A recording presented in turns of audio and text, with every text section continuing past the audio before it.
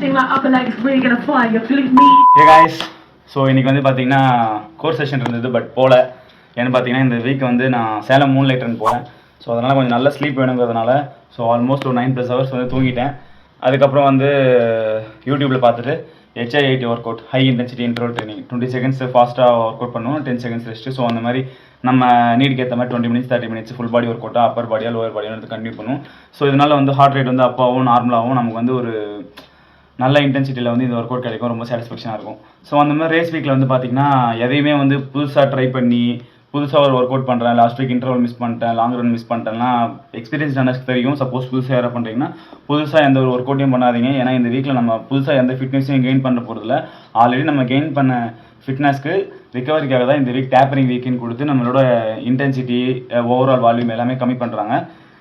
So அதனால் already தெரிஞ்ச work out பண்ணுங்கள், தெரிஞ்ச சாப்பாடாக சாப்பிடுங்க, புதுசாக எதுவும் ட்ரை பண்ணாதீங்க. ஸோ நம்மளும் வந்து ஆல்மோஸ்ட் ஒரு 30 மினிட்ஸ் கிட்ட ஒர்க் அவுட் முடிச்சாச்சு. வீட்டில் இருந்ததுனால லுங்கி கட்டி தான் ஒர்க் அவுட்டே பண்ணோம். ஸோ அவ்வளோதான், பிரேக்ஃபாஸ்ட் சாப்பிட்டு இன்றைக்கி வேலையை பார்க்க வேண்டியது தான். நாளைக்கு வியாழக்கிழமை இருக்குது, வெள்ளிக்கிழமை இருக்குது, சனிக்கிழமை எனக்கு ஈவெண்ட்டு. ஸோ என்னங்கிறத அப்டேட் பண்ணுறேன். பாய்.